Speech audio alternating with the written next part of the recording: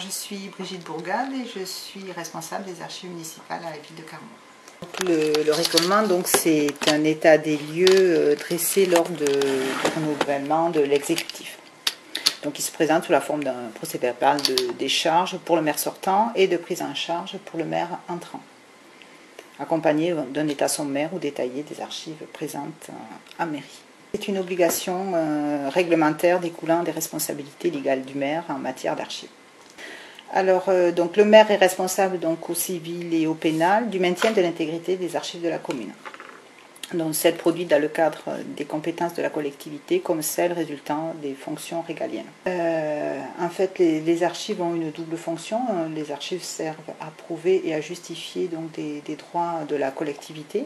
Également, elles ont une fonction historique et patrimoniale, quoi. Alors, le récollement peut être rédigé donc, dans le cas de figure de la ville de Carmaux, donc il sera rédigé par l'archiviste municipal. Sinon, il peut être rédigé par le secrétaire général de la collectivité. Alors, le récollement va se faire, alors il faut l'anticiper, essayer de le faire un petit peu avant les élections municipales, mais on a un délai, il peut être rendu en fait dans l'année des élections. Mais si possible, le plus près possible de la prise en charge du nouveau maire, puisqu'en fait, comme je vous l'ai dit, il doit être signé, co-signé par le maire entrant et le maire sortant. Enfin, en ce qui me concerne, donc ça va prendre 1 ou 2 mois, parce que j'essaie chaque année, enfin, à chaque renouvellement de municipalité, d'affiner un peu cet état, mais ça peut être assez rapide pour les petites collectivités qui en fait vont lister les principaux documents qu'ils ont dans leurs archives. Alors dans le récollement, on va retrouver donc un intitulé des principaux documents.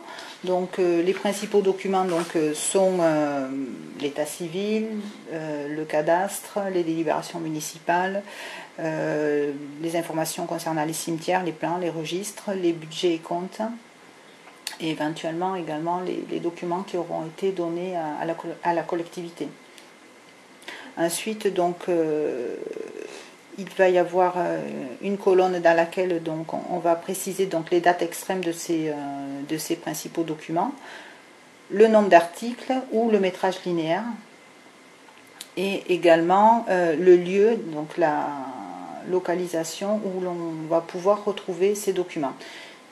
Ce qu'on précisera également aussi, c'est s'il y a des lacunes, donc ça c'est à noter, mettons si dans une collection des délibérations municipales il manque plusieurs années, il faudra le préciser.